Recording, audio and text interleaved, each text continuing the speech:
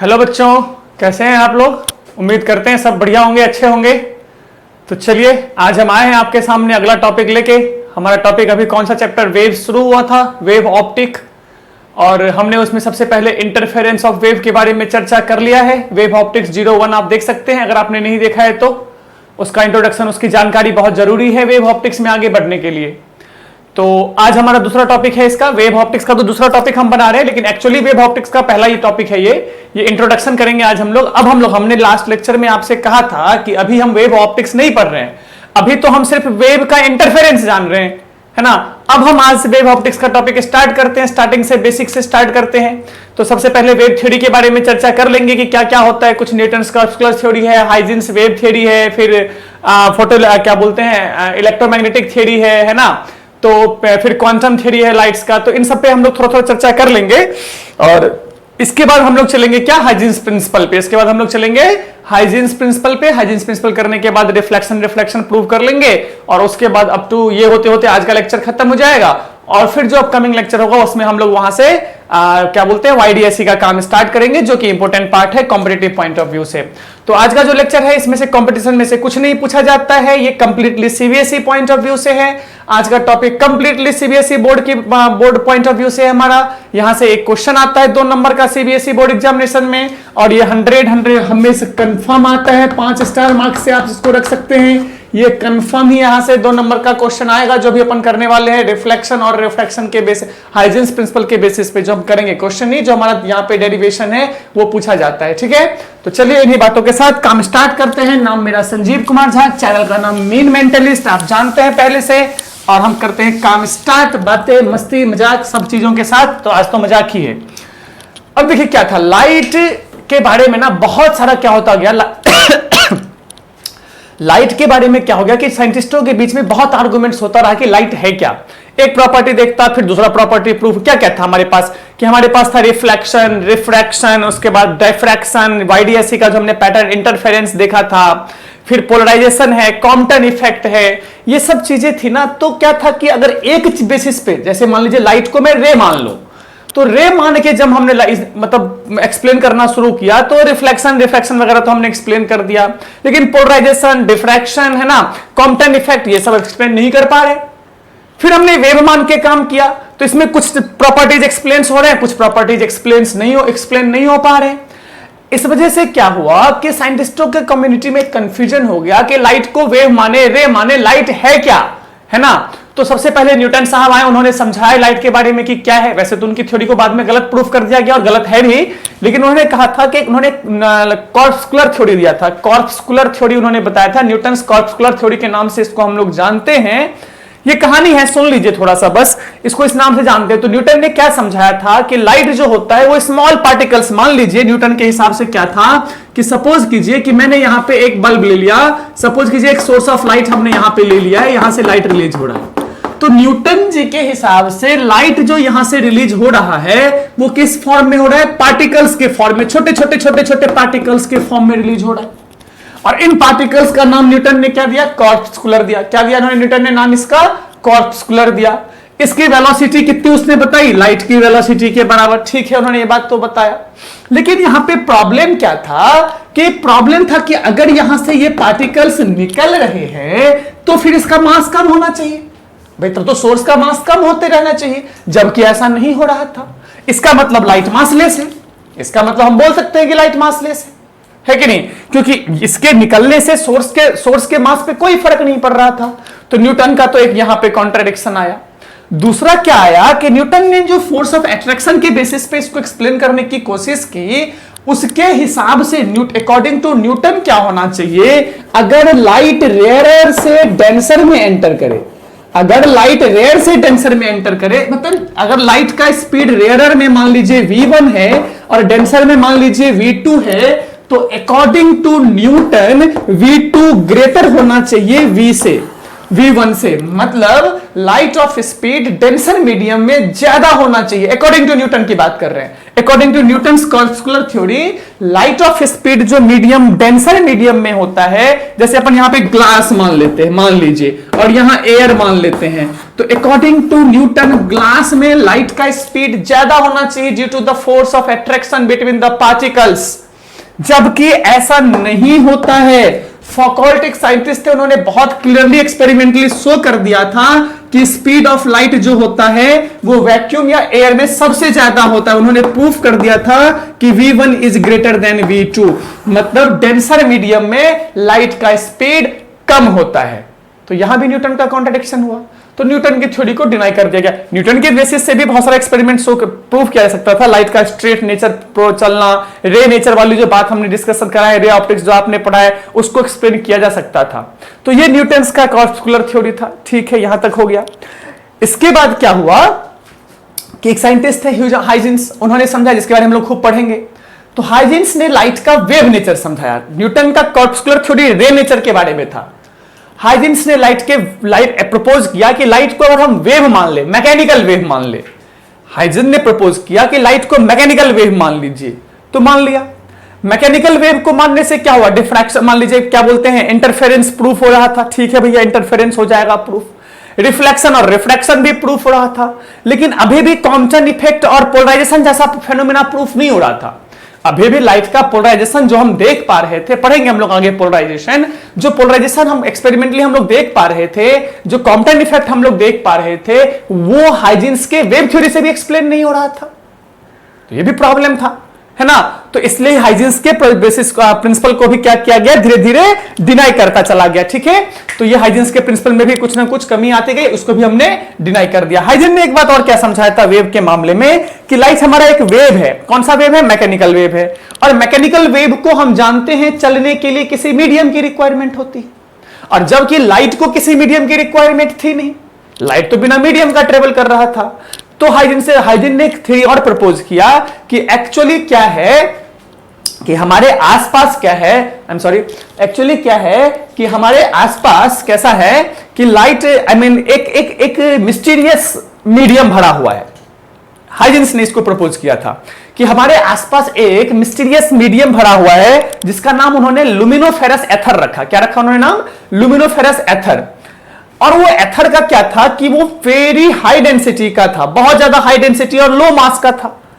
Density बहुत ज्यादा है, मास उसका बहुत कम है, और लाइट उसी में चल रहा है, मतलब वो मीडियम लाइट के ट्रेवल में, प्रोपोगेशन में हेल्प करता है। तो इस प्रिंसिपल से रिफ्लेक्शन वगैरह प्रूफ हो रहा था, लेकिन पोलराइजेशन, कॉम्पटन इफेक्ट, ये सब प्रूफ नहीं हो रहा था।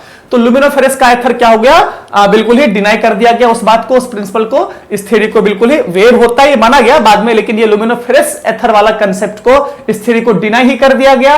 क्योंकि जो एक एक्सपेरिमेंट था, I don't remember the name of the scientist, उन्होंने एक्सपेरिमेंट करके वेरी क्लियरली ये शो कर दिया था कि ऐसा कोई भी मीडियम एग्जिस्ट नहीं करता है ना। तो ये चीज वहां तक हो गया।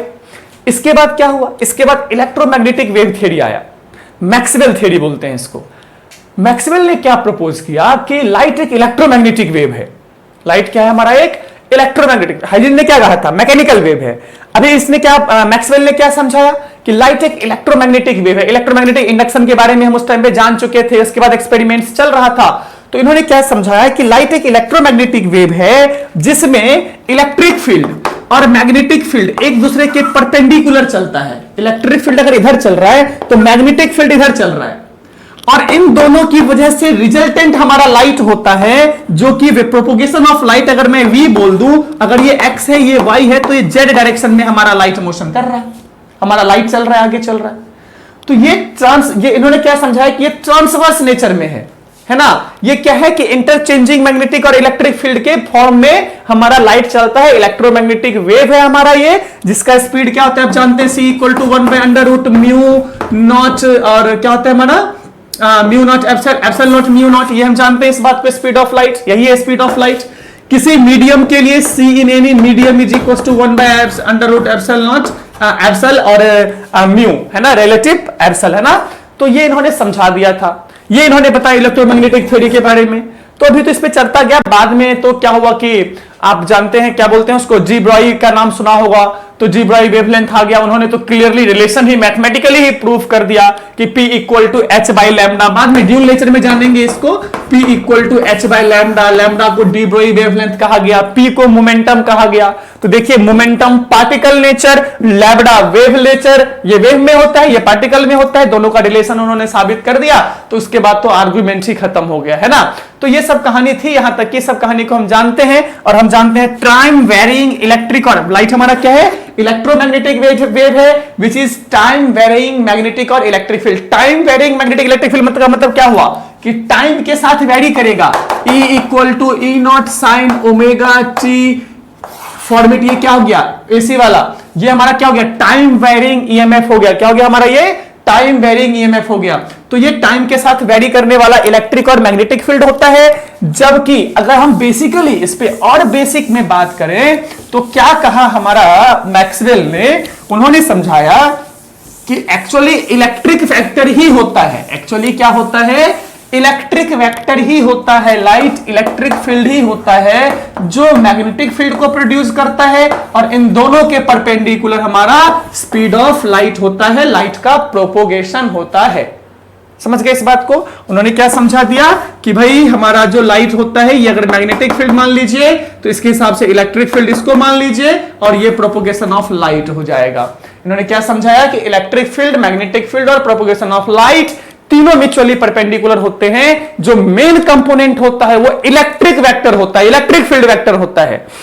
इलेक्ट्रिक फील्ड ही मेन कंपोनेंट है, यही मैग्नेटिक फील्ड को जनरेट कर रहा है और फिर ये time varying electric magnetic field के फॉर्म में इलेक्ट्रोमैग्नेटिक वेव बढ़ रहा है। इतनी छोटी सी कहानी है जो आपको थोड़ा बहुत याद रखना है, बुक में पढ़ लीजिएगा, कोई कंफ्यूजन हो कमेंट कर दीजिएगा, ठीक है। चलिए तो आई एम सॉरी। तो इसके बाद हमारा क्या हुआ, ये तो क्या था हमारा मैक्सवेल थ्योरी। इसके बाद हमारा आ गया क्वांटम थ्योरी। क्या आ गया हमारा लाइट का, क्वांटम थ्योरी। अब क्वांटम थ्योरी क्या कहता है, ये सब कहानी है, पूरी बातें कैसे कैसे इवॉल्व हुआ हमारा पॉइंट तक पहुंचने का। तो क्वांटम थ्योरी ने क्या कहा कि लाइट जो होता है वो एक पैकेट्स के फॉर्म में रिलीज होता है। लाइट जो होता है वो एक पैकेट्स के फॉर्म में रिलीज होता है। और देखिए मैक्सवेल की थ्योरी से तो काम सब कुछ चल रहा था, बहुत अच्छा था, लेकिन वहां से भी ना वो ऑप्टो इलेक्ट्रिक वाली बात थी ना, जो अपन फोटो इलेक्ट्रिक इफेक्ट के बारे में चर्चा करते हैं। फोटो इलेक्ट्रिक इफेक्ट को प्रूव करना मुश्किल था उससे। फोटो इलेक्ट्रिक इफेक्ट जो लाइट, याद है ऑप्टो इलेक्ट्रिक में कि लाइट का पैकेट आया और एक इलेक्ट्रॉन निकला, फोटो इलेक्ट्रिक इफेक्ट यही चीज है। तो इसको एक्सप्लेन करना मुश्किल था, तो फिर क्वांटम थ्योरी प्रपोज किया गया। क्वांटम थ्योरी क्या कहता है कि लाइट एक स्मॉल पैकेट्स के फॉर्म में रिलीज करता है। ईच पैकेट्स का नाम हम क्वांटा बोलते हैं और एक क्वांटा जो होता है उसके पास एनर्जी, वो एनर्जी पैकेट है, उसके पास h न्यू एनर्जी होता है या hc बाय लैम्डा बोल सकते हैं। ये एनर्जी से लाइट हर एक पैकेट के फॉर्म में रिलीज होता है और ये पैकेट इतना ज्यादा वेलोसिटी से चलता है कि हायर वेलोसिटी पे हम जानते हैं आइंस्टाइन रिलेशन है, वो मासलेस हो जाता है। इतना हायर वेलोसिटी से चलता है कि हमारा मास में कोई फर्क नहीं पड़ता है और स्ट्रेट पाथ में ट्रेवल कर जाता है। ये क्वांटम थ्योरी ऑफ लाइट दिया गया फिर से कि light emits in the forms of small packets, energy packets containing energy equal to hc by lambda. This is known as quanta. समझ गए इस बात को, और इस थ्योरी का नाम है क्वांटम।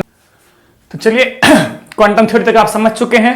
अब हम लोग चलेंगे अपने काम की बात पे, है ना। जो पहला काम जहां से क्वेश्चंस वगैरह आते हैं वहां से बात करते हैं। अभी तक तो कहानी थी थोड़ी बहुत, थोड़ा जानने के लिए, इंफॉर्मेशन के लिए बता दिया, 10 मिनट टाइम लग गया इसमें। चलिए अब जो अगली बात है, सबसे पहला हम चीज जानते हैं कि वेव फ्रंट क्या होता है। वेव फ्रंट क्या होता है, सबसे पहले इसके बारे में जानते हैं। तो अगर डेफिनेशन की बात करें तो लोकस, सिंपल डेफिनेशन बोल दो, locus on the same phase oscillating particle. Simple भाषा में अगर मैं बात करूं तो सेम फेज में ऑसिलेट करने वाले जो भी पार्टिकल्स हैं उस पे जो लोकस बनाया, लोकस बोले तो टेंजेंट बनाया, वो जो टेंजेंट होता है उसी को वेव फ्रंट बोलते हैं। नहीं आया सर समझ में कुछ भी, कोई बात नहीं, बोल जाइए, कोई जरूरत नहीं इसको याद रखने की, अभी समझ लेंगे, लेकिन इसको फिर से समझेंगे। लेकिन यहां से आगे थोड़ा सा बढ़ जाते हैं और उसका नाम है टाइप्स ऑफ वेव फ्रंट। कितने टाइप्स का वेव फ्रंट हो सकता है ये मैं अभी समझाऊंगा हाइजेंस प्रिंसिपल के साथ वापस से। डेफिनेशन है ये, डेफिनेशन समझ लिया, अभी वेव फ्रंट में और समझाऊंगा डीपली कैसे काम करता है, ठीक है। चलिए टाइप्स ऑफ वेव फ्रंट क्या होता है। तो types of wave front basically तीन हो सकता है। पहला सिलिंड्रिकल पहला स्फेरिकल मान लीजिए, spherical wave front, spherical wave front. दूसरा सिलिंड्रिकल मान लीजिए, सिलिंड्रिकल वेव फ्रंट। और तीसरा होता है प्लेन वेव फ्रंट। तीसरा क्या होता है? प्लेन वेव फ्रंट, है ना। PWF से इसको शो करते हैं, इसको CWF से, और इसको स्फेरिकल WF से। चलिए, क्या चीज होता है स्फेरिकल वेव फ्रंट? कि एक सोर्स है, यहां पे मैंने बल्ब जलाया तो कैसा बनता है चारों तरफ? वो स्फेयर जैसा बना कि नहीं बना? वो कैसा बना? स्फेयर जैसा। तो ये हो गया स्फेरिकल वेव फ्रंट। ये क्या हो गया हमारा? Spherical wave front. मतलब क्या है इसमें कि यहां जो सोर्स होगा ना, ये जो सोर्स है ना, इक्वल डिस्टेंस के ईच पार्टिकल का, ध्यान से, ये सोर्स है, यहां से इक्वल डिस्टेंस का जो पार्टिकल होगा सबको डिस्टरबेंस इक्वल मिला होगा। फिर से, ये अगर सोर्स है और यहां से इतने से इक्वल डिस्टेंस पे जो जो पार्टिकल्स होंगे उन सबको इक्वल डिस्टरबेंस मिला होगा। वो सबके सब सेम फेज में होंगे, सबके सब एक फेज में ऑसिलेशन कर रहे होंगे। तो एक फेज में ऑसिलेशन करने वाला जो पार्टिकल है उस पे जो मैंने टेंजेंट बनाया है वही टेंजेंट हमारा वेव फ्रंट होता है। तो ये स्फेरिकल हुआ, बल्ब जला दो चारों तरफ स्फेयर जैसा बनता है, ये स्फेरिकल वेव फ्रंट हो गया। ठीक है चीज, ये कैसा हो गया हमारा? स्फेरिकल वेव फ्रंट हो गया। बहुत अच्छी बात है। चलिए, दूसरा होता है हमारा सिलिंड्रिकल वेव फ्रंट। ट्यूबलाइट देखा है? ट्यूबलाइट कैसा होता है? सिलिंड्रिकल। अब वो जो डिस्टरबेंस करेगा तो सिलेंडर के फॉर्म में ही करेगा ना। मैंने फुटबॉल से डिस्टरबेंस क्रिएट करूंगा मैं वाटर में, तो वो स्फेरिकल वाटर डिस्प्लेस करेगा। मैं एक प्लेन से करूंगा, इस सिलेंडर से करूंगा तो सिलिंड्रिकल अमाउंट का वाटर डिस्प्लेस करेगा। तो जैसे ट्यूबलाइट है, सिलिंड्रिकल सरफेस हुआ तो वो सिलिंड्रिकल डिस्टरबेंस क्रिएट करेगा। कैसा करेगा मेरा? वो सिलिंड्रिकल डिस्टरबेंस क्रिएट करेगा। तो ये होता है हमारा क्या? Cylindrical wave front. क्या होता है हमारा? ये सिलिंड्रिकल वेव फ्रंट। समझ गए इस बात को? चलिए, बहुत अच्छी बात है। ये क्या हो गया? Cylindrical wave front. और तीसरा होता है plane wave front. Plane wave front खुद के नाम का कोई चीज नहीं है। प्लेन वेव फ्रंट जो है वो खुद के नाम का कोई चीज नहीं है। ये बेसिकली है क्या? प्लेन वेव फ्रंट आप मान लीजिए कि ये एक्चुअली स्फेरिकल वेव फ्रंट का ही है। किसका है मेरा? ये स्फेरिकल वेव फ्रंट का ही है। मतलब क्या हुआ कि एक स्फेरिकल वेव फ्रंट को, ये एक बहुत बड़ा सा वेव फ्रंट आ रहा है और इसके इतने से पार्ट को मैं देख रहा हूं, बाकी आप नहीं देख पा रहे हैं, सिर्फ इतना सा पार्ट आप देखिए, सिर्फ इतना सा पार्ट, तो अपने को प्लेन जैसा ही दिखता है। मतलब small part of spherical wave front, if we are seeing from the far distance, looks like what? Plane wave front. जो सनलाइट हम तक आ रहा है वो कैसा वेव फ्रंट हम देखते हैं? हम उसको प्लेन वेव फ्रंट देखते हैं, लेकिन वो है कैसा? वो स्फेरिकल वेव फ्रंट है। समझ गए इस बात को? एग्जाम्पल समझ गए क्या होता है? वेव फ्रंट पे भी हम लोग और बहुत सारी बातें जानेंगे, वेव फ्रंट पे कैसे कैसे काम होता है, ठीक है ना, और क्या क्या होता है वेव फ्रंट, अभी इसमें और डिस्कस करना है, ठीक है। ये तो छोटा सा इंट्रोडक्शन हो गया। अब आते हैं इसके बाद, जब वेव फ्रंट समझ लिया है तो सबसे इंपॉर्टेंट पार्ट जो है, आते हैं हाइजेंस प्रिंसिपल पे, सीबीएसई बोर्ड तक के लिए। तो देखिए हाइजेंस प्रिंसिपल क्या कहता है। सबसे इंपॉर्टेंट पार्ट ये पूछा गया है, हाइजेंस प्रिंसिपल। ये बोर्ड एग्जामिनेशन में बहुत फ्रीक्वेंटली पूछा गया है यहां से क्वेश्चन। नीट एग्जामिनेशन के लिए बहुत इंपॉर्टेंट पार्ट नहीं है ये, लेकिन कंसेप्ट के लिए बहुत जरूरी है। बोर्ड एग्जामिनेशन में हाइजेंस प्रिंसिपल, रिफ्लेक्शन, रिफ्रैक्शन, इन तीनों में से कोई दो नंबर का क्वेश्चन कोई सा भी पूछ सकता है, ठीक है। तो चलिए हाइजेंस प्रिंसिपल की बात कर लेते हैं, क्या होता है। हाइजीन ने पहला प्रिंसिपल क्या बोला कि या तो जो सोर्स आपने दिया, या every point on a wave front, acts as a new source, fresh source. Every point on source or wave front acts as a new disturbance. नहीं, acts as a new source responsible for new disturbance. मतलब क्या हुआ? मतलब ये हुआ कि ये एक सोर्स है, मान लीजिए ये एक सोर्स है। इस सोर्स का हर एक पॉइंट, इस सोर्स का, ये सोर्स ही लिया है मैंने, ये सोर्स लिया है, हर एक पॉइंट, ये जो गिवन सोर्स है, of every point on given source लिख लीजिए, गिवन सोर्स, ये गिवन सोर्स है मेरे पास, इसका हर एक पॉइंट एक फ्रेश सोर्स की तरह काम कर रहा है। ये वाला पॉइंट इधर डिस्टरबेंस क्रिएट करेगा, ये वाला पॉइंट इधर डिस्टरबेंस क्रिएट करेगा, तो फाइनली स्फीयर की तरह क्या होगा, ये चारों तरफ डिस्टरबेंस क्रिएट होता जाएगा, ऐसा डिस्टरबेंस चारों तरफ स्फेरिकली डिस्टरबेंस क्रिएट होता जाएगा। अब आप कहेंगे कि सर ठीक है, ये डिस्टरबेंस तो समझ में आया, ये कैसे हुआ? तो यहां पे ये जो नया डिस्टरबेंस बना ना, देखिए नया डिस्टरबेंस मतलब ये नया वेव फ्रंट बन गया, ये क्या बन गया, नया वेव फ्रंट। ये इन दोनों पे ये वेव फ्रंट ऐसा करके बनाते गए, ये वेव फ्रंट बन गया। ये जो नया वेव फ्रंट है, इस पे भी हर एक पॉइंट, इस पे भी हर एक पॉइंट एक नया सोर्स है, क्या है हमारा, एक न्यू सोर्स है, और ये भी नया डिस्टरबेंस क्रिएट कर रहा है, ये भी एक नया डिस्टरबेंस क्रिएट कर रहा है अपना, ये ऐसा डिस्टरबेंस क्रिएट कर रहा है, और इसको हम बोलते हैं वेवलेट्स। किसको, ये जो रेड वाला देख रहे हैं ये वेवलेट्स, व्हाइट वाला वेव फ्रंट, ये फिर से सोर्स ने जो बनाया प्राइमरी वेव फ्रंट, सोर्स ने जो बनाया वो क्या है, सोर्स ने जो डिस्टरबेंस बनाया वो प्राइमरी वेव फ्रंट। अब वेव फ्रंट के कंसेप्ट को बिल्कुल क्लियर कर लीजिए। सोर्स था मेरा ये, इसने कुछ बनाया, कुछ ना कुछ तो डिस्टरबेंस किया ना मीडियम में, वो था प्राइमरी वेव फ्रंट। क्या था मेरा वो, प्राइमरी वेव फ्रंट।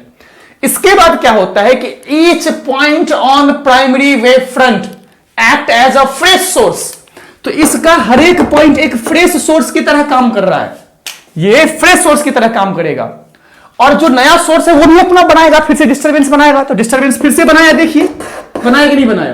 तो ये जो देखिए वेव फ्रंट का जो पॉइंट है, फिर से वेव फ्रंट का जो पॉइंट है, वो जो डिस्टरबेंस क्रिएट कर रहा है उसको बोलते हैं वेवलेट्स। क्या बोलते हैं उसको, वेवलेट्स। तो ये जो देख रहे हैं आप इस वाले कलर में, ये वेवलेट्स है, और इस वाले कलर में जो आप देख रहे हैं ये वेव फ्रंट हमने लिया है। क्या लिया हमने, वेव फ्रंट, ठीक है। प्राइमरी वेव फ्रंट का वेवलेट्स होता है। सोर्स ने क्या बनाया, primary wave front, primary wave front ने क्या किया, उसका हर पॉइंट देखिए, सोर्स था, इसने बनाया primary wave front, source body, source से बना प्राइमरी वेव फ्रंट। अब इसका हर एक पार्टिकल एक नया सोर्स, एक नया, अब यहां से भी एक फिंगर बना दीजिए, इस पे भी फिंगर, ऐसा हर पे एक फिंगर पे फिंगर बना दिए, नया सोर्स है कि नहीं है। तो हर एक point, each point on the primary wave front acts as a new source and creates a new disturbance, and that new disturbance is known as wavelets. समझ में आ गया वेव फ्रंट क्या होता है। तो पहला चीज तो यही कहा इसने, कोई दिक्कत इस बात में, कोई दिक्कत इस बात में। चलिए दूसरा इन्होंने क्या बोला, दूसरा इन्होंने बोला कि देखिए, इसको मैं पैकेट वैकेट के फॉर्म में कंफ्यूज करने के लिए आपको बुक का स्टेटमेंट बता सकता हूं, सिंपल भाषा में बोल देता हूं कि common tangent at any point, at any instant of time, common tangent at any instant of time gives the wave front. common tangent मान लीजिए एक ये है और ये है, एक सोर्स, एक डिस्टरबेंस यहां पे था, ऐसा एक डिस्टरबेंस यहां पे था, हमको वेव फ्रंट बताना है। यहां से यहां का जो कॉमन टेंजेंट है, ये जो कॉमन टेंजेंट होगा, कॉमन टेंजेंट जो होता है ये हमारा वेव फ्रंट देता है, ठीक है। किसी भी डिस्टरबेंस का जो कॉमन टेंजेंट होगा, कॉमन टेंजेंट, उसको अपन बोलते हैं क्या, वेव फ्रंट। क्या बोलते हैं उसको हम लोग, वेव फ्रंट, ठीक है। ये देखिए ना, ये डिस्टरबेंस का कॉमन, ये जो सर्कल देख रहे हैं कॉमन टेंजेंट है कि नहीं है, ये क्या है, कॉमन टेंजेंट ही तो होगा, हर एक पॉइंट यहां से जो आ रहा होगा इन सबका कॉमन टेंजेंट ही तो है कि नहीं है। तो ये हमारा वेव फ्रंट का कंसेप्ट हुआ, और हाइजिस का दो प्रिंसिपल हो गया, है ना। कॉमन टेंजेंट से हमारा हाइजिस का दो प्रिंसिपल हो गया, इसको आप नोट डाउन कर लेंगे, और एक बार इसको बुक से भी स्टडी जरूर कर लीजिएगा ताकि कोई कंफ्यूजन ना रहे। और हम जो काम करेंगे इस पे, अब देखिए इसमें क्या है, इसको और थोड़ा सा समझते हैं क्या कहता है। देखिए मान लीजिए ये एक वेव फ्रंट था, प्लेन वेव फ्रंट मान लेते हैं, तो इस पे हर एक पॉइंट एक न्यू सोर्स की तरह काम करेगा, इसका हर एक पॉइंट एक न्यू सोर्स की तरह काम करेगा। तो इसमें ये क्या बनाएगा, ये नया सोर्स नया अपना बनाएगा वेव फ्रंट, ये अपना वेव फ्रंट बनाएगा, ये भी अपना बनाएगा। देखिए हर कोई अपना अपना बना रहा है, हर कोई अपना अपना बनाएगा, बिल्कुल बनाएगा भैया, किसने इसको मना किया, ठीक है। तो अब देखिए क्या बोल रहा था मैं, सेकंड वाला थ्योरी, सेकंड क्या बोल रहा था, ये तो मेरा प्राइमरी वेव फ्रंट, ये क्या है, प्राइमरी वाला जो सोर्स ने बनाया, ठीक है। इसका हर एक पॉइंट, प्राइमरी वेव फ्रंट का हर पॉइंट एक नया सोर्स की तरह काम किया, और इस सब का जो कॉमन टेंजेंट, क्या इन सब का कॉमन टेंजेंट ये लाइन है? देखिए तो जरा सा, क्या यही लाइन कॉमन टेंजेंट है? तो ये क्या हो गया सेकेंड, ये क्या हो गया वेव फ्रंट, ये क्या हो गया हमारा सेकेंडरी वेव फ्रंट हुआ, सेकेंडरी वेव फ्रंट। समझे कि नहीं समझे? यही हाइजेंस का सेकेंड प्रिंसिपल कहता है। समझे इस बात को कि पहला प्राइमरी वेव फ्रंट, इसका हर पॉइंट एक न्यू सोर्स की तरह काम कर रहा है, और इस पे जो कॉमन टेंजेंट है सेकेंडरी वेव फ्रंट, स्फेरिकल में भी ले लीजिए, मान लीजिए ऐसा हमने प्राइमरी वेव फ्रंट था, ये क्या था प्राइमरी वेव फ्रंट, और इसका ये क्या हो गया, ये मान लीजिए फिर से हर एक पॉइंट एज अ सोर्स मान लेते हैं, इसका अपना वेव फ्रंट बनेगा, इसका भी अपना बनेगा, सबका अपना बनेगा, सबका अपना बनेगा, है कि नहीं है? अब इस सब का एक कॉमन टेंजेंट लीजिए, इस सब का कॉमन टेंजेंट क्या यही लाइन आपको दिख रहा है? तो ये क्या हुआ, ये क्या है secondary wave front, secondary wave front. आया समझ में क्या होता है? ये हाइजेंस का सेकेंड प्रिंसिपल कहता है, ये हाइजेंस का सेकेंड प्रिंसिपल कहता है। समझ में आया कि ये लाइन जो है सेकेंडरी वेव फ्रंट है हमारा, और ये हर पॉइंट सोर्स की तरह काम करेगा, ये कौन कहता है? प्राइमरी वेव फ्रंट कहता है। ठीक है, एक बात और रे के बारे में जान लीजिए यहां पे, कि रे जो होता है always perpendicular to the wave front, wave front, wave front पे हमेशा रे परपेंडिकुलर होता है, and arrowed towards the propagation, propagation of wave front. क्या मतलब हुआ? मतलब ये वेव फ्रंट है, इस पे एरो अगर मुझे बनाना है तो ये परपेंडिकुलर होगा एरो, ये जो मैं बना रहा हूं ये वेव फ्रंट पे परपेंडिकुलर होगा, और एरो किधर की तरफ होगा? जिधर लाइट वेव फ्रंट जा रहा था, अगर वेव फ्रंट इधर जा रहा था तो एरो इधर की तरफ होगा। भाई परपेंडिकुलर तो ये भी है, दिस इज ऑल्सो परपेंडिकुलर, ये 1 मान लीजिए, 2 मान लीजिए, तो कौन सा यहां पे मेरा रे है? ये रे नहीं होगा, ये होगा, क्योंकि वेव फ्रंट ऐसा जा रहा है। समझे इस बात को? यहां तक कहानी क्लियर है आप लोगों का? चलिए बहुत अच्छी बात है, इसको कॉपी कर लीजिए अच्छे से, और फिर अपन करेंगे reflection on the basis of Huygens principle या on the basis of wave theory. ठीक है, इसको कॉपी कर लीजिए। तो चलिए करते हैं reflection on the basis of wave theory, Huygens principle के बेसिस पे या फिर वेव थ्योरी के बेसिस पे अपने को रिफ्लेक्शन करके, रिफ्लेक्शन जो है ना हमारे पास क्या है? रिफ्लेक्शन हमारा angle I is equal to angle R, याद है ना? Angle I equal to angle R, laws of reflection, और all the points incident ray, reflected ray and normals all the lie on the same plane, ये अपने को proof कर देंगे तो रिफ्लेक्शन प्रूफ हो जाएगा। तो अपने को यही चीज प्रूफ करना है यहाँ पे, reflection on the basis of wave theory. तो पहले डायग्राम समझ लीजिए क्या है हमारे पास, कि मान लेते हैं ये हमारा एक मिरर हो गया, this is a reflecting surface mirror. अब इस मिरर पे एक जो है वेव फ्रंट है ना, इस मिरर पे एक वेव फ्रंट फॉल कर रहा है, सपोज कर लेते हैं at an angle I angle पे ये एक वेव फ्रंट है, एक प्लेन वेव फ्रंट है जो इस आई एंगल पे फॉल कर रहा है। किस एंगल से? आई एंगल से। मैं यहां पे ये 3 रेज बना लेता हूं, 1 2, डायग्राम समझ लीजिए। वेव ऑप्टिक्स, रे ऑप्टिक्स और वेव ऑप्टिक्स में एक सबसे इंपॉर्टेंट बात है कि डायग्राम्स क्लियर है तो आप आसानी से काम कर सकते हैं। चलिए इसका नाम हमने लिया रे 1, इसका नाम 2 और इसका नाम ले लिया रे 3। ठीक है, अब देखिए क्या होगा। चलिए इसको मैं यहां ले लेता हूं, इस पॉइंट पे ये यहां ले लिया। ठीक है, 3 रेज हो गए हमारे पास। अब क्या होगा कि speed of light in medium, speed of light जो हम मानते हैं, स्पीड ऑफ लाइट हम यहां मान रहे हैं v। क्या मान लिया हमने? v। ये जो रे 3 है, ध्यान से समझिए, रे 3 जो है यहां से मिरर से रिफ्लेक्ट होगा, रे 3 मिरर से रिफ्लेक्ट होगा। अच्छा, कब तक रिफ्लेक्ट होकर मिलना है? देखिए ये वाले रे को मिरर पे पहुंचने में अभी टाइम लगेगा। ये जो रे 1 है इसको मिरर तक पहुंचने में भी टाइम लगेगा। कितना सा? ये इतना सा डिस्टेंस चल के आएगा, ये इतना सा डिस्टेंस चल के मिरर पे आया। जब रे 1 मिरर पे इंसिडेंट करेगा तब तक जो रे 3 है वो रिफ्लेक्ट होकर ट्रेवल कर रहा होगा। जब तक रे 1 यहां पे इस पॉइंट को मान लेते हैं B, जब तक वो B पे फॉल करेगा तब तक हमारा रे 3 जो है वो रिफ्लेक्ट होके जा रहा होगा। Very good. तो मान लेते हैं इसको t टाइम लगा यहां से यहां तक आने में, तो ये डिस्टेंस कितना हो जाएगा? v × t, vt। ये डिस्टेंस कितना हो जाएगा? vt।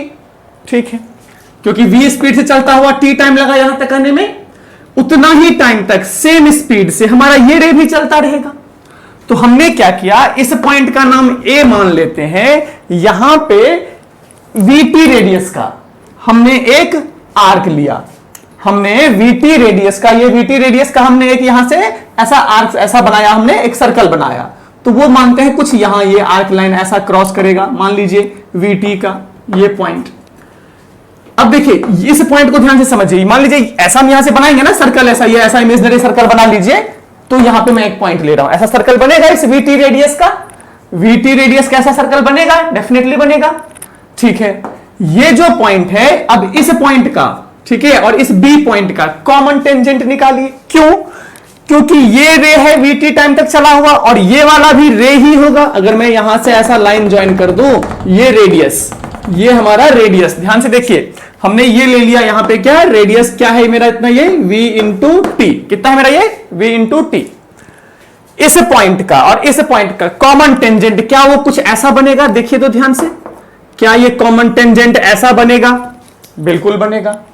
देखिए ये कॉमन टेंजेंट है ना, और दो पॉइंट से होता हुआ एक ही टेंजेंट बन सकता है, बिल्कुल एक ही हो सकता है, तो ये हमारा टेंजेंट बन गया, ठीक है। अब क्या हो रहा है यहां से देखिए, ये रे, अच्छा एक बात हम क्या जानते हैं कि ये जो रेडियस है, रेडियस हमेशा टेंजेंट पे परपेंडिकुलर होता है, दैट्स वाई ये कितना 90 डिग्री, कितना एंगल हुआ मेरा ये, इसका नाम रख लेते हैं Q, तो Q एंगल कितना हो गया 90 डिग्री, ठीक है। अच्छा ये एंगल हम जानते हैं ये रे है और ये वेव फ्रंट, तो ये एंगल भी 90 डिग्री ही होगा क्योंकि रे वेव फ्रंट पर परपेंडिकुलर होता है, ठीक है।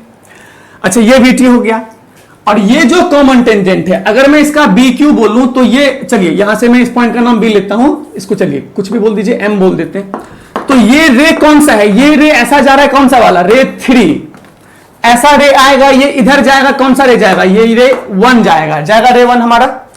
तो क्या ये जो आपके पास है, इसका नाम अगर मैं, अच्छा इसका नाम लीजिए क्या, Q ले लेते हैं, तो QA अगर इंसिडेंट वेव फ्रंट है, ध्यान से, अगर QA हमारा इंसिडेंट वेव फ्रंट है, if QA is the incident wave front, then इसका नाम B है ना, देन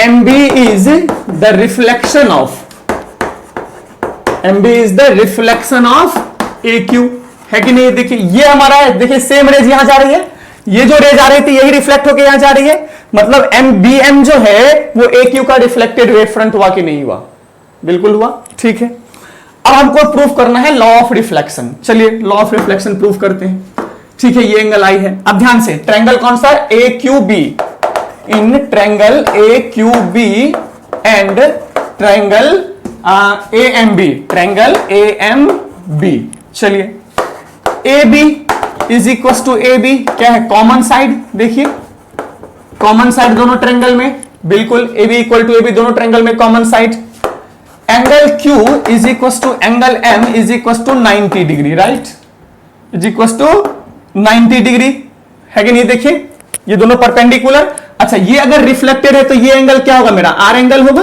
क्योंकि ये रिफ्लेक्टेड वेव फ्रंट है। चलिए हमको I equal to R proof करना है, ठीक है।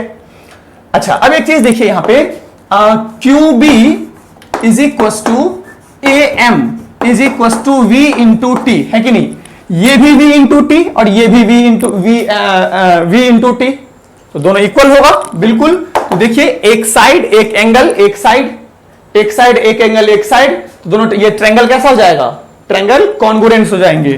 सो ट्रायंगल कौन कौन सा, AQB and triangle AMB are congruent. Congruent में क्या होता है, सब कुछ सेम टू सेम होता है, everything is equal, so respective, so angle I is equal to angle R, और यही है लॉज ऑफ रिफ्लेक्शन, ये है ना लॉज ऑफ रिफ्लेक्शन।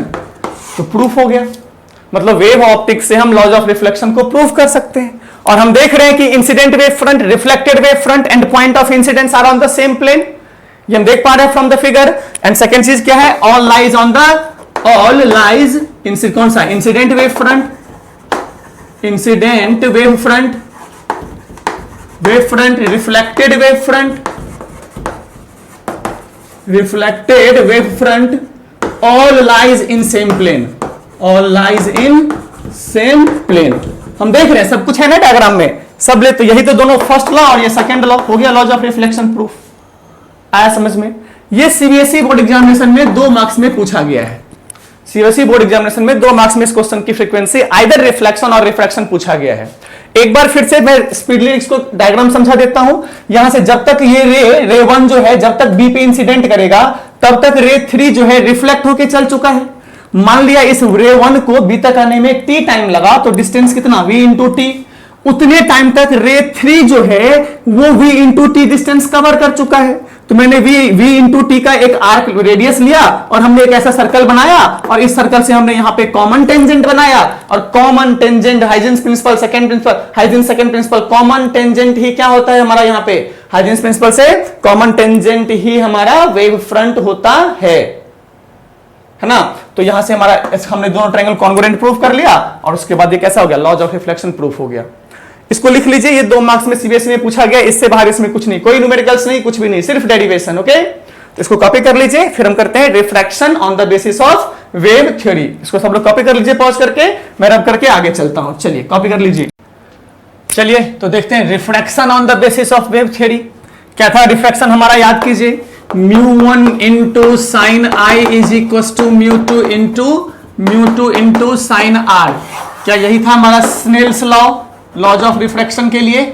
और again everything refracted ray, refracted wave front या refracted ray, incident ray and normal all lies in the same plane. यही दोनों बातें थी। फंडामेंटल ये है, स्पेशली इसको प्रूफ कर दिया तो काम हो जाएगा। लेट्स सी, पहले डायग्राम बनाते हैं फिर से। चलिए यहां पे सबसे पहले हमने बनाया एक रिफ्रैक्टिंग सरफेस। क्या है मेरा ये इधर, इसको मान लीजिए आप कैसा, रिफ्रैक्टिंग सरफेस। ये हमने यहां पे ये रिफ्रैक्टिंग सरफेस बनाया है, ठीक है। चलिए ये हमने यहां पे एक रिफ्रैक्टिंग सरफेस ऐसा बना दिया है, ठीक है। अच्छा, अब क्या है कि यहां पे एक वेव फ्रंट इंसिडेंट कर रहा है। देखिए ये एक वेव फ्रंट, नाम ले लेते हैं इसका ए बी, आई एंगल पे इंसिडेंट किया, ठीक है। इसका रिफ्रैक्टिव इंडेक्स μ1, इस मीडियम का रिफ्रैक्टिव इंडेक्स μ2। तो ओके, इसमें इसका देखिए, इस वाले मीडियम में इस ray of speed of light जो है वो v1 मान लिया, और इस सेकेंड वाले मीडियम में स्पीड ऑफ लाइट v2। ये क्या है, speed of light, speed of light in 1, light in medium 1, और ये स्पीड ऑफ लाइट इन, ये इन मीडियम 2, इन मीडियम 2, ठीक है। चलिए अब देखिए, ये जो बी पॉइंट पे फिर से इस पे रे बनाते हैं। पहला रे 1, सेकेंड रे 2, और एक और रे बना लेते हैं ये वाला पॉइंट पे रे 3। ये 3 रे ले लिया, बिल्कुल रिफ्लेक्शन जैसा। अब देखिए ये जो रे 3 है, ये रे 1 अभी सरफेस पे नहीं पहुंचा है, अभी रिफ्लेक्टिंग सरफेस पे नहीं पहुंचा है। तो मान लीजिए रे 1 को इस पॉइंट पर, इसका नाम लिया m, मान लेते हैं m पॉइंट पर इस रे 1 को आने में लगा t टाइम। कितना टाइम लगा, t। तो यहां से यहां तक का डिस्टेंस कितना, v1 into T, right, v1 into T. am is equal to क्या हो जाएगा यहां पे, am is equal to v1 into T होगा, ठीक है। फिर से रे 1 को मान लेते हैं a से m पॉइंट तक आने में लगा t time, so am is equal to v1 into T, am is equal to v1 into T. चलिए इसको मैं रब कर देता हूं भी, तो मैं यहां लिख देता हूं am is equal to v1 into T, ठीक है। जब तक ये यहां पहुंचेगा तब तक रे 3 जो है वो दूसरे मीडियम में चलेगा। तो कितना टाइम लगा यहां से यहां आने में, t टाइम लगा। सेम टाइम विल दिस रे 3 will travel in the medium 2। तो v2 मान लीजिए ये कुछ ऐसा चला, कुछ ऐसा चल के कुछ ऐसा चल रहा है, यहां पहुंचा। तो यहां से जो यहां पहुंचेगा तो कितने टाइम तक चला, t टाइम तक। किस स्पीड से, v2 इंटू टी। तो अगर इस पॉइंट का नाम मैं ले लूं, क्या मैं o ले लूं, तो bo इज इक्वल टू कितना हो जाएगा, bo is equal to v2 into T, right, okay. अब ये रे यहां फिर से क्या करेंगे, कॉमन टेंजेंट। तो ये बना दिया हमने कॉमन टेंजेंट, ठीक है। ये बन गया कॉमन टेंजेंट, क्योंकि ये रे ऐसा जाएगा आगे, ये रे यहां से ऐसा रिफ्रैक्ट होके गया और सिमिलरली ये आएगा तो ये भी रिफ्रैक्ट होके ऐसा जाएगा। तो ये रे कौन सा था 3, ये वाला रे 2, आई मीन सॉरी 1। ठीक है, तो MO क्या है हमारा? MO is equal to refracted wave front. ठीक है, यही शो करना है, इसी को अपने को प्रूफ करना है, प्रूव। ठीक है, अगर ये एंगल I है तो इस एंगल का नाम R ले लिया हमने।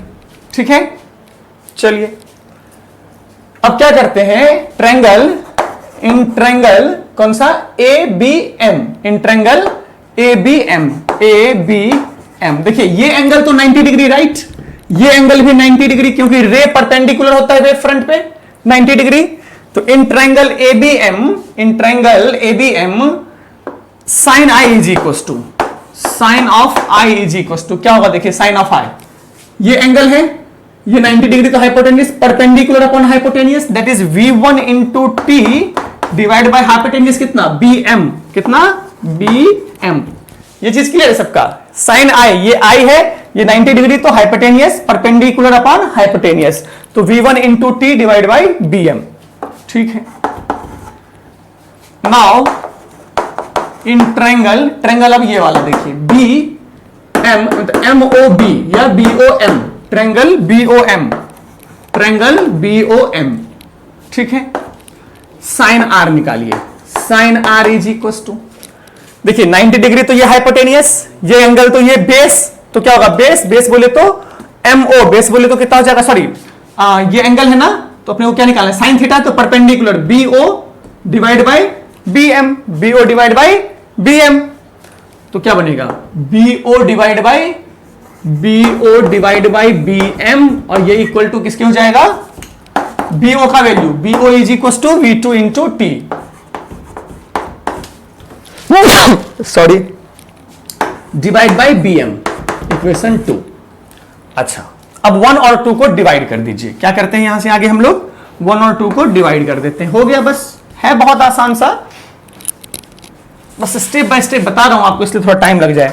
तो चलिए नाउ डिवाइड, चलिए मैं दूसरे कलर से लिख देता हूं, now divide equation 1 by 2, equation 1 divide by 2, तो क्या बनेगा V1T divide by BM multiply हो जाएगा BM डिवाइड बाय V2T, क्योंकि डिवाइड है ना तो मल्टीप्लाई हो जाएगा ना, उल्टा होके रेसिप्रोकल हो जाएगा, is equal to sine I by sine R, sine I by sine R हमने निकाला, sine I by sine R, BM cancel, तो इज इक्वल टू क्या बन जाएगा यहां से V1T, अच्छा T से T भी कैंसिल कर ले तो क्या बनेगा V1 डिवाइड बाय V2। अच्छा, अब मैं इसको जरा यहां लिख देता हूं, देख लीजिए यहां मैं लिख देता हूं। अब देखिए यहां से इसको मैं रब कर देता हूं। हम जानते हैं वी नो, ये हम प्रूफ कर चुके हैं कि V1 bye V2 equal to μ2 bye μ1 होता है, right. V1 bye V2 ray optics में इसको प्रूफ किया हुआ है, V1 bye V2 equal to μ2 bye μ1 होता है। सो क्या हो जाएगा sine I by sine R, sine I by sine R is equal to क्या हो जाएगा μ2 bye μ1 equal to V1 bye V2, और यही है स्नेल्स लॉ। क्या है हमारा ये स्नेल्स लॉ, हेंस प्रूव्ड। आया समझ में कैसे प्रूफ हुआ? स्नेल्स लॉ प्रूफ हो गया, रिफ्रैक्शन प्रूफ हो गया। हम देख रहे हैं कि incident wave front, refracted wave front और इंसिडेंस प्लेन सब एक ही प्लेन में लाई कर रहे हैं, तो ये हमारा क्या हो गया, रिफ्रैक्शन भी प्रूफ हो गया on the basis of wave theory. ये भी सीबीएसई बोर्ड एग्जामिनेशन में 2 मार्क्स के लिए पूछा जाता है। अब क्या है कि या तो रिफ्लेक्शन पूछता है या रिफ्रैक्शन पूछता है, या फिर कई बार सिर्फ हाइजेन प्रिंसिपल लिख देने के लिए बोलता है कि just write down the what is Huygens principle, 2 number का पूछ लिया, दोनों स्टेटमेंट लिख दीजिए, ट्रू प्रिंसिपल दोनों लिख दिया। या फिर इसको डिराइव करने के लिए बोल देता है, या फिर they can ask you about reflection. इन तीनों में से एक क्वेश्चन की प्रोबेबिलिटी 100% है ना, और 2-2 मार्क्स में क्वेश्चन पूछा जाता है। ये हमारा रिफ्लेक्शन और रिफ्रैक्शन हुआ। अगले क्लास में जो हम लोग करेंगे, अब वहां से हमारा नीट कंसंट्रेशन का काम शुरू होगा, क्योंकि वहां से क्वेश्चंस बनते हैं जो हमारा होगा YDSE young double slit experiment. Very very important topic है ना। चलिए तो पढ़ते रहिए, मजे करते रहिए, सब सही रहिए, स्वस्थ रहिए, अच्छे रहिए और